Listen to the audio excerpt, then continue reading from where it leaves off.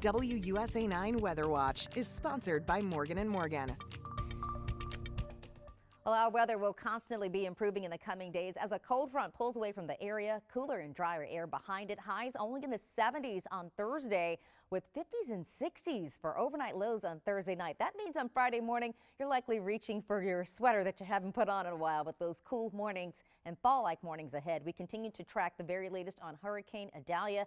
It is a Category 1 storm with 85-mile-per-hour winds and gusts up to 115 miles per hour. It's moving rather quickly to the northeast at 20 miles per hour, so it's impacting the Georgia area a little more at this time because it's right along that Florida and Georgia border. So what will happen is in the coming hours, it will continue to be a Category 1 hurricane passing near areas such as Savannah and then brushing by the Charleston area where it's already dropping some rain there and strong winds. And then it will continue to curve out to sea and become a tropical storm as it sits out over the Atlantic. From there, it'll continue its journey out eastward into the Atlantic and pass by Bermuda perhaps as early as Sunday night into next Monday morning as a tropical storm there as well. So Idalia will be hearing about it for the next several days. Here's a look at futurecasts. You can see some of those heavier bands continuing to pound the Charleston area. Some of them have already made their way across that area by 4 o'clock or so this afternoon, and then around the Cape Hatteras area by midnight or so as it continues its trek further out, but not without really having those heavier rains really bang up across those areas, and that could of course cause some flooding threats. There have already been numerous flash flood warnings, even some tornado warnings associated with this particular storm as it's worked its way around the region. Just to recap, Idalia made landfall earlier at 7:45 in the morning at Keaton Beach, Florida, with maximum winds of 125 miles per hour at landfall, making it a Category 3 storm at landfall. The rest of your day, look for temperatures around 86 degrees by 4 o'clock, 82 by 6 p.m., right around 79 by 8 o'clock this evening.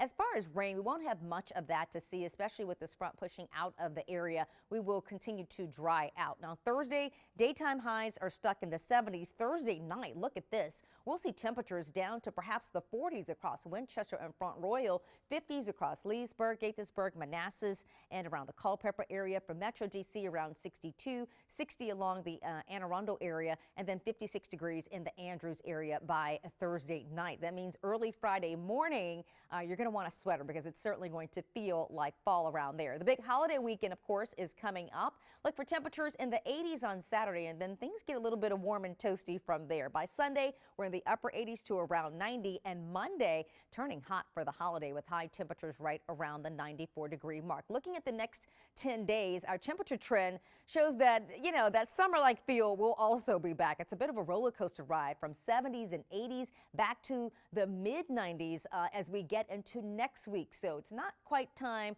to turn on the furnaces just yet. We're probably going to have to crank out the AC one more time before we see fall really settle into the area. But we'll be back in the 90s for the greater portion of next week. On your 7-day forecast, mid-80s today, 79 tomorrow, right there, the low 80s on Friday, looking really nice, especially with the lower humidity. It's going to feel very comfortable outside. Also really nice on Saturday, heating up by Sunday with temperatures in the upper 80s to right around 90. Labor Day, of course, a high around 94. And Tuesday, a little bit hot and humid, more sunshine, high temperatures around 95 degrees.